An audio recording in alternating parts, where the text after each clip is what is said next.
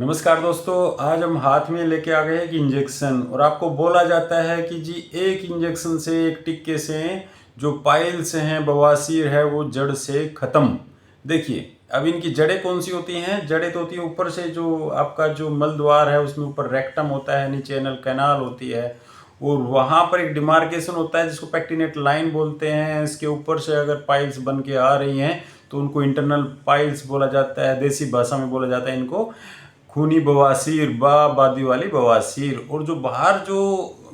बवासीर जो बनती हैं वो बेसिकली क्या होती हैं, एक्सटर्नल पाइल्स होते हैं, या स्किन के टैग्स हो सकते हैं, या फिर यहाँ पर कोई कट जिसको कि फिसर विसर बोला जाता है। लेकिन हर मरीज यही सोचता है कि इसको पाइल्स हैं, जो भी वो तो यही सोचेगा कि जी मल द्वार में उसको ईचिंग हो रही है, या पेन हो रहा है, या वहाँ से ब्लड आ रहा है, या पैखाना करने से पहले ब्लड आ रहा है, या बाद में आ रहा है, या पैखाने के साथ लग के आ रहा है। तो हर मरीज यही सोचता है कि कुछ ना कुछ इस मलद्वार में अगर कोई मांस जैसा कुछ बाहर निकल रहा है तो वो यही सोचेगा कि उसको पाइल्स हैं, और वो चला जाता है कि एक टिक्के में जड़ से ख़त्म वाले डॉक्टर के पास। अब देखिए, ये जो टीका वाली बात कुछ हद तक तो सही है, इसको हम लगा सकते हैं एक बेहतरीन ऑपरेशन थिएटर के अंदर दूरबीन से देखने के बाद। मरीज को जो क्या देंगे, पहले एनेस्थीसिया देंगे, उसके बाद ही तो उसका एनल जो कैनाल है उसको डायलेट कर पाएंगे ना। नहीं तो इसमें से एक फिंगर भी डालना काफ़ी मुश्किल काम होता है जब उसको यहाँ पर कोई डिजीज़ या बीमारी भी है, या कोई घाव है। तो आप बताइए, एक आदमी जो धीरे से उसको कुर्सी पे लिटा के 2 मिनट में, या टेबल पे लिटा के कुछ ही मिनटों में या सेकंडों में बोल देता है कि एक हमने इंजेक्शन लगा दिया, अभी इंजेक्शन लगने के बाद ये जड़ से खत्म। अरे कहाँ लगा दिया, किसने इस इंजेक्शन को कहाँ लगा दिया? इस तस्वीर में तो हो सकता है कि काफ़ी बड़ा आपको दिखाई दे रहा है, लेकिन जो मल द्वार के आसपास की जो डिजीज़ हैं वो इतनी आसानी से नहीं दिखती हैं जब तक कि हम उसको बेहोश नहीं कर लेते, या फिर नीचे का जो कमर में जो इंजेक्शन लगा के उसके नीचे के हिस्से को सुन्न नहीं करेंगे, तब तक ये हिस्सा डायलेट नहीं होता है, चौड़ा नहीं होता है। जब तक ये चौड़ा नहीं होगा हम उस नस को, उस एरिया को नहीं पहचान पाएंगे जहाँ से कि जो मरीज है उसकी असल बीमारी निकल रही है। अब ये देखिए, उसमें अनेक उसके अंदर वीन्स होती हैं, और ये वीन्स की जो डायलिटेशन, भाई उसको कब्ज है पेशेंट को, या उसको हार्मोनल डिसऑर्डर है, मतलब हार्मोन्स ऊपर नीचे होने की वजह से उसको कब्ज है, या उसको आनुवांशिक ऐसी समस्या है कि जिसकी वजह से जो नीचे के जो एरिया है, मलद्वार है, या रेक्टम है, या कोलोन है, उसके आसपास कुछ नर्व्स की कमी है जिसकी वजह से उसको लगातार भीषण कब्ज रहती है, या उसका पेट फूला फूला रहता है। और उसको क्या समस्या हो सकती है, हो सकता है उसको डायबिटीज़ है, हाइपरटेंशन है, या लीवर की कोई डिजीज है जिसकी वजह से उसको ये पाइल्स वाइल्स बनी है। अब ये टीका कौन सा होता है? टीका, अब बात करेंगे टीका। एक टीके में बवासीर जड़ से ख़त्म करने में, देखिए उसके कुछ एक शार्ट्स में आपको पूरे नाम तो नहीं बताऊंगा, नहीं तो जो भी सुनते हैं हमारे वीडियोस को वही उस एक्सपेरिमेंट खुद ही करने लगते हैं, कुछ झोला छाप भाई लोग। तो उसमें हम कुछ एक साल्ट होते हैं हमारे, जैसे सोडियम टेट्राडेसाइल सल्फेट होता है, कुछ ओलिएट्स के साल्ट होते हैं, कुछ एक्राइलेट के साल्ट्स होते हैं, कुछ पॉलीडोकोनल्स के साल्ट्स होते हैं, और उनको हम एक उचित मात्रा में मिलाते हैं, उसमें मिक्स करते हैं कि भाई किस तरह से उसको मिक्स किया जाए ताकि क्या ना हो रोगी को। ये देखिए, जो ज़्यादातर लोग आते हैं हमारे पास, जो पाइल्स वाले, मेरे पास ज़्यादा पाइल्स वाले कम, और उन जो बाहर में जो उपचार करा के आते हैं, कोई धागे से उपचार करा के आता है, या कोई इसको कटवा के आ जाता है कहीं से इस एनल कैनाल को, या फिर क्या करा के आ जाते हैं, कुछ इंजेक्शन लगवाते हैं। वो कहते हैं जी हमने इसमें किसी बंगाली बाबू से, या कहीं एक झोला छाप डॉक्टर से जाके बस स्टैंड के पास पुलिया के नीचे या किसी खोपचे में जाके एक इंजेक्शन लगाया था, ताकि गुपचुप पता ही ना लगे कि बीमारी थी, और वो जड़ से ख़त्म भी हो गई, लेकिन वहीं से वो बीमारी शुरू हो जाती है। अब ये देखिए, इसमें आप बड़े ध्यान से देखेंगे तो आपको पता लगेगा कि देखिए इसमें नसें ही नसें, एक साइड का अगर हिस्सा जो एनल कैनाल है, कैनाल का मतलब ये जो सुराख होता है नीचे वाला, जो बटक्स वाला हिस्सा होता है, ये मिलीमीटर में होता है, मतलब 1 सेंटीमीटर का भी नहीं है। ये वाला हिस्सा जो इतना बड़ा सा करके दिखाया गया है तस्वीर में, वो थोड़ा छोटा सा एरिया होता है। वो एनल कैनाल बिल्कुल आपकी पतली सी एनल कैनाल है, उसके अंदर ये सारी कहानी है, हमने तो इसमें बड़ा सा करके दिखाया। अब इसमें एक सुई की जगह आप कैसे ढूंढेंगे? नहीं ढूंढ सकते ना, कैसे ढूंढेंगे? ऐसा कौन सा ब्रह्म ज्ञान किसी को मिल गया कि वो एक अंदर जाएगा झटके से और उसने ढूंढ लिया उस जगह को, इंजेक्शन लगा दिया? अब वो इंजेक्शन कहाँ कहाँ लगा जाते हैं, ये देखिए कुछ आर्टरीज हैं इसके अंदर, कुछ मतलब जो अच्छा खून लेके जो आती हैं इस एरिया में, इस टिश्यू के अंदर, इस हिस्से को जिंदा रखने के लिए कुछ इंजेक्शन ये उनमें लगा देते हैं। या फिर क्या करते हैं, कुछ एक जो साइनस वगैरह होते हैं, कुछ लिम्फेटिक्स होते हैं, या मसल्स के अंदर ही, मांसपेशियों के अंदर ये इंजेक्शन लगा देते हैं। क्योंकि ये पतली सी तो झिल्ली है, झिल्ली अंदर जैसे गुब्बारे की एक परत होती है, ये पेज है जैसे, वैसी एक अंदर से परत होती है, तो उसके नीचे घुस के इंजेक्शन कहीं भी लगा देते हैं। अब बेचारा मरीज वो तो लेटा हुआ है टेबल पे, उसको क्या पता उसकी कहाँ उन्होंने क्या काट पीट कर दिया, उसको क्या इंजेक्शन लगा दिया। ये इंजेक्शंस वाली जो बात है, अगर अमेरिका का डॉक्टर मतलब अच्छी फैसिलिटी, अच्छे हॉस्पिटल का डॉक्टर करे तो हम उसकी बात कुछ हद तक मान सकते हैं। मैं बताता हूँ, एक तो ग्रेड 1 और ग्रेड 2 जो पाइल्स हैं, हेमोरॉइड्स हैं, उस केस में आप इंजेक्शन लगवा सकते हो। लेकिन कहाँ लगवाओगे, एक बड़े ऑपरेशन थिएटर के अंदर। और कहाँ, कौन डॉक्टर लगाएगा, सर्जन लगाएगा। और सर्जन कैसे लगाएगा, उनको एटलीस्ट वो वीन्स को आइडेंटिफाई तो करेगा, जो प्रोक्टोस्कोप है उसके पास, या जो कोलोनोस्कोपी से जो कैमरा होता है उसके पास स्क्रीन पे देखेगा, आपको भी दिखाएगा, ये देखिए ये आपकी पाइल्स फूली हुई हैं, या फिर ये वीन्स आपकी खराब हैं, उनके अंदर हम। और कहाँ लगाते हैं इसके, कुछ लोग तो क्या यहीं ठोक देते हैं इसमें, ये देखिए क्या होगा इसमें, ये गल जाएगा। अब इंजेक्शन लगने के साइड इफेक्ट क्या होते हैं, एक बड़ा सा घाव हो जाना। जो भी इंजेक्शन लगा के आता है वो सबसे पहले यही बोलेगा जी, उसके बाद दूसरे तीसरे दिन के बाद इतना भीषण दर्द हुआ कि 3 महीने 4 महीने 6 महीने तक वो जो घाव बना था उसके आसपास, जो इंजेक्शन गलत दिशा में लगा देते हैं, गलत जगह लगा देते हैं,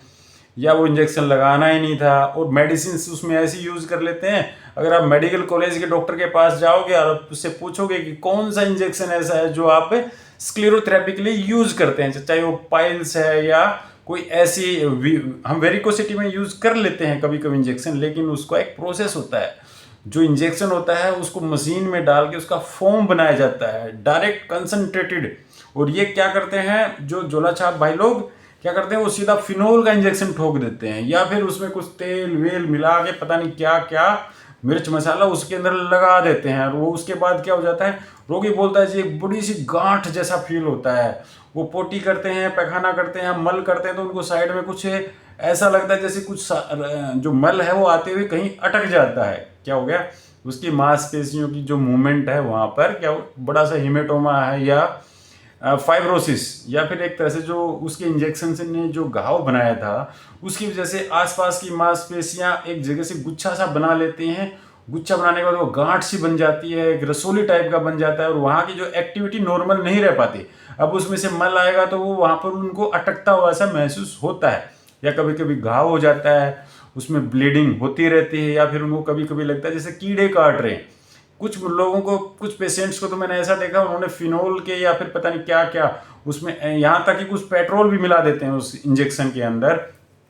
या डीजल या केरोसिन या पता नहीं क्या क्या, उसमें तरह तरह के ऑयल मिला देते हैं और बॉडी में कहीं भी। ये एक बॉडी का एक नेचुरल एक मैकेनिज्म होता है कि आपने कोई फॉरेन इंजेक्शन उसके अंदर घुसेड़ दिया है तो उसके आसपास बॉडी एक झिल्ली सी, एक परत सी, एक गांठ सी बना देती है। तो कभी कभी कोई कोई रोगी ये भी बोल देता है कि हाँ भाई मेरे तो कुछ था नीचे।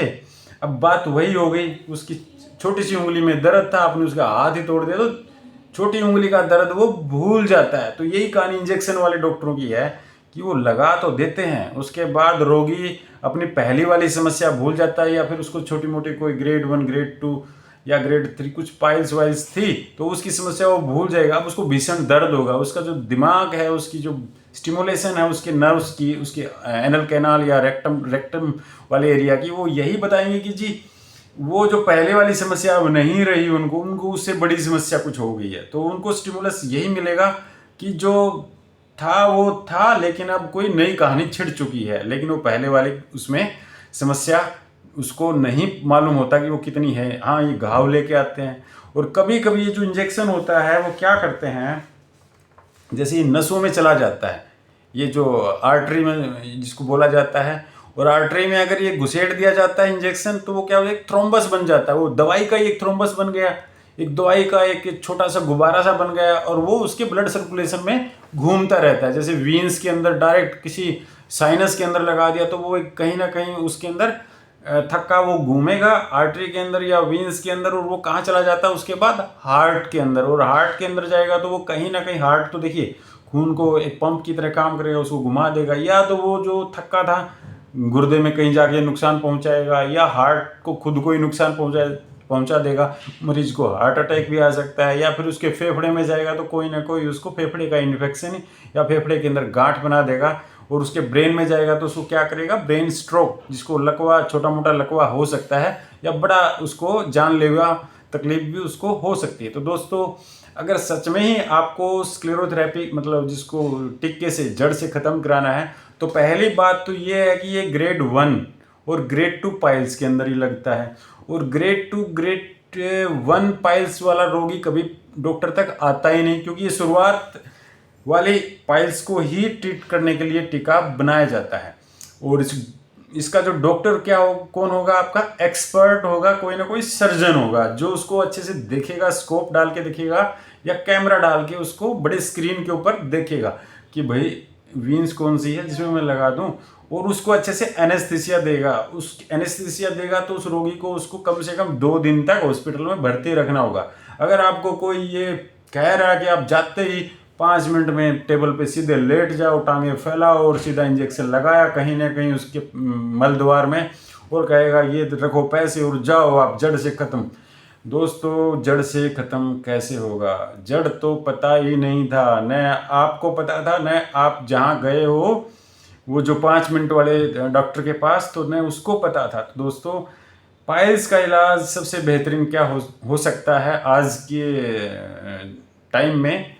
लेज़र सर्जरी, लेज़र प्रोसीजर में मैं इसको बोलूँगा, सर्जरी भी नहीं बोलूँगा, क्योंकि उसमें कोई ज़्यादा काट फिट नहीं होती है, या फिर ज़्यादा ही प्रोलैप्स्ड बड़ी बड़ी पाइल्स नीचे की तरफ, या जो मलद्वार की काफ़ी सारी स्किन भी नीचे साथ में उसके साथ लटक के बाहर आ गई है, तो क्या करें, उसको हार्मोनिक कटर से, एक अल्ट्रासोनिक जो जनरेटर होता है उसकी एनर्जी से उसको एक्सरसाइज कर सकते हो, उसको स्किन को वहाँ से हटा सकते हो।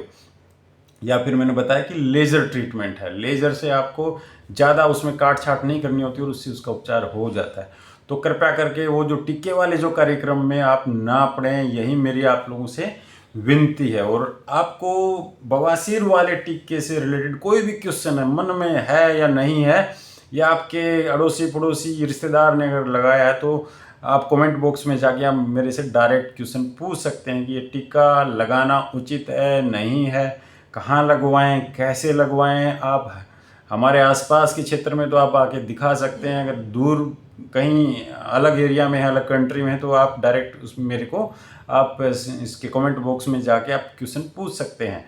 और मोटा मोटी जानकारी मैंने आपको इस वीडियो में दे दी है टीके से रिलेटेड, जो कि बवासीर से का जो टीका है, जो एक मन लुभावन एक कथा कहानी है, लेकिन उससे ज़्यादा ये कुछ भी नहीं है, क्योंकि इसकी स्क्लेरोथेरेपी करने के लिए हम डॉक्टरों को भी काफ़ी सारा प्रोसेस करना होता है रोगी की, जैसे कहीं उसको और कोई बीमारी तो नहीं है, कहीं उसकी इम्यूनिटी वीक तो नहीं है, कहीं उसको थायराइड की समस्या या डायबिटीज़ की समस्या या हाइपरटेंशन इस तरह की तो नहीं, कहीं उसको कार्डियक हार्ट से रिलेटेड कोई कॉम्प्लिकेशन तो नहीं हो जाए। डॉक्टर भी 100 बार सोचता है, लेकिन जिसको पता ही नहीं है कि इस टिक्के का मतलब बवासीर वाले टिक्के का क्या साइड इफ़ेक्ट हो सकता है, क्या वो पूरी उम्र भर उस मलद्वार को लेके रोगी जगह जगह घूमता रहेगा, क्योंकि वो दोबारा तो उसके पास जाता नहीं, क्योंकि एक बार लगने के बाद उस रोगी को भी पता लग जाता है कि भैया ये आदमी ठीक नहीं है, जहाँ उसने ये लगवाया था। उसके बाद बेचारा वो यहाँ वहाँ अलग अलग डॉक्टरों के पास जाता रहता है अपनी तकलीफ को लेके। तो दोस्तों, ये जानकारी अगर आपको अच्छी लगी है तो इस चैनल को सब्सक्राइब कीजिए और अपने दोस्तों, मित्रों, रिश्तेदारों तक इस जानकारी को पहुँचाने का कष्ट कीजिए। Thank you.